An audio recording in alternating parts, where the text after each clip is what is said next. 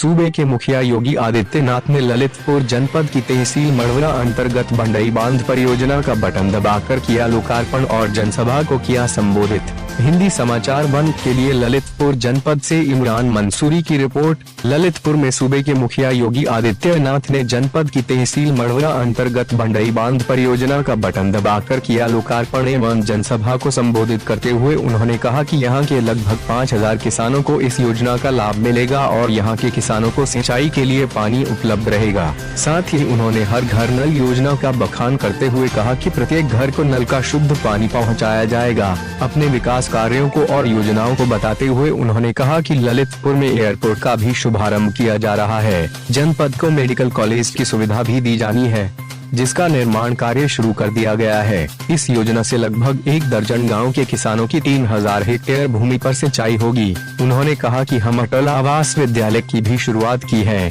उन्होंने कहा कि हम महिला शक्ति के सम्मान के लिए महिलाओं को स्वयं सहायता समूह में जोड़कर राशन की दुकानों का संचालन कराएंगे एवं प्रत्येक वृद्ध को पेंशन का लाभ मिले और कोई भी न छूटे। उन्होंने विपक्षी पार्टियों पर हमला करते हुए कहा कि अभी तक जनपद के इस क्षेत्र में कोई भी मुख्यमंत्री नहीं पहुँचा। उन्होंने कहा कि राम मंदिर बनने में कांग्रेस पार्टी अड़चन डाल रही थी, लेकिन भाजपा सरकार ने इसका मार्ग प्रशस्त किया। अंत में राज्य मंत्री मनोहर लाल पंत मनुकोरी ने मुख्यमंत्री योगी आदित्यनाथ को स्मृति चिन्ह भेंट किया। हाथ उठा के बताओ मुझे। देखिए मनोहर जी, यहाँ के लोग सब विकास पसंद करते हैं। सब लोगों को विकास चाहिए और सभी लोग देखिए विकास के लिए सभी लोग खुशी के साथ हाथ उठा रहे हैं। ये ताकत विकास कराएगी, यही ताकत जो आपकी है, यही हौसला बुंदेलखंड को विकास की नई ऊंचाई पर चढ़ा करके धरती का स्वर्ग बनाएगा विकास के क्षेत्र में, और हमें बुंदेलखंड को उस स्थिति में पहुंचाना है। बहुत सारी विकास की योजनाओं को आज यहां पर हमारे जनप्रतिनिधि और प्रशासन ने, भारतीय जनता पार्टी के पदाधिकारियों ने मिलकर के, जिससे यहां पे हर व्यक्ति के जीवन में खुशहाली लाई जा सके, इसके लिए तमाम प्रकार की कार्य योजनाओं को आगे बढ़ाने का कार्य प्रारंभ किया है। और भाइयों बहनों, उसी कार्य के लिए चाहे वह सड़क के मार्ग हो, चाहे वह पेयजल की सुविधाएं हो, चाहे वह स्वास्थ्य की सुविधा हो, चाहे वह कोई भी अन्य योजना हो, आज आप जान रहे हैं प्रधानमंत्री मोदी जी के प्रधानमंत्री बनने के बाद से देश के अंदर कितना भारी परिवर्तन आया है। हर एक स्तर पर ललितपुर को तो वैसे भी पहले से ही ये माना जाता था कि ललितपुर बहुत खुशहाल जिला है, अच्छे लोग ललितपुर के हैं, सज्जन हैं, सौहार्द में और मेहनत में विश्वास करते हैं। और जब यहां पर इस प्रकार की परियोजनाएं आएंगी तो खुशहाली कई गुना बढ़ जाएगी, आपकी कई गुना आगे बढ़ जाएगी। और उसको कई गुना बढ़ाने के लिए ही आज हम सब आपके बीच में यहां पर उपस्थित हुए हैं। आप अनुमान करिए देश के अंदर आज कितना परिवर्तन आ रहा है। 2014 के पहले गरीबों को राशन नहीं मिलता था, बिजली नहीं मिलती थी, पानी नहीं मिलता था, स्वास्थ्य की सुविधा नहीं मिलती थी, आवास नहीं मिलते थे। अब तो हम लोगों की सरकार ने तय किया है, केंद्र और प्रदेश सरकार ने मिलकर तय किया है, 2022 तक SECC के सर्वे के अनुरूप हर परिवार को एक एक आवास उपलब्ध कराने का कार्य करेंगे।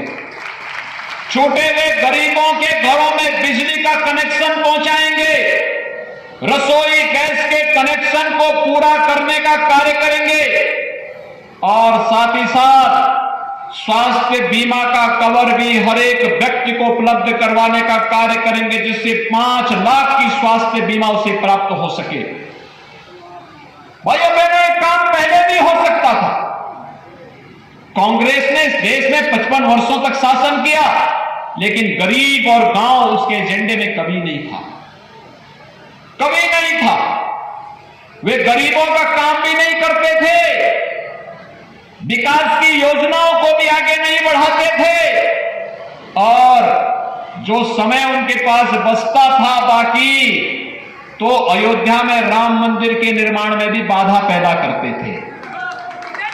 अब तो अयोध्या में राम मंदिर बन रहा है ना, सहयोग किए हैं राम मंदिर के लिए।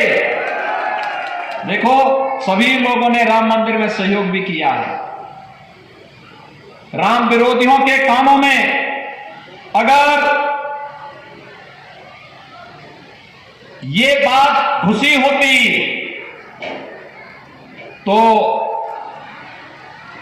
उन लोगों ने कभी राम मंदिर के मार्ग में बाधा नहीं पैदा किया होता, आपकी आस्था के साथ सम्मान नहीं किया होता। भाइयों बहनों, अब हमारी सरकार ने कुछ और निर्णय भी किए हैं। ये निर्णय किया है, एक हर न्याय पंचायत में हम एक बड़ी गौशाला खोलेंगे। जो किसान अपने घर में वो निराश्रित गौवंश को रखेगा, हर गौवंश का 900 रुपया उस किसान को उपलब्ध करवाएंगे। और अगर कोई दूध देने वाली गाय, कोई परिवार जहां कुपोषण है, अगर वह परिवार अपने घर में कोई गाय रखना चाहेगा, दुधारू गाय, तो उस परिवार को दुधारू गाय भी देंगे और 900 रुपया हर महीने भी उपलब्ध करवाएंगे।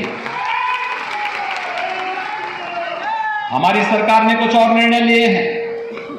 एक ललितपुर में हम एक अटल आवासीय विद्यालय दे रहे हैं। जो रजिस्टर्ड लेबर हैं, उनको जो जगह जगह काम करने के लिए जाते थे, अपने बच्चों को नहीं पढ़ा पाते थे, हमारी सरकार ने तय किया है उन बच्चों को पढ़ाने की जिम्मेदारी सरकार लेगी और एक विद्यालय ललितपुर में हम देने जा रहे हैं।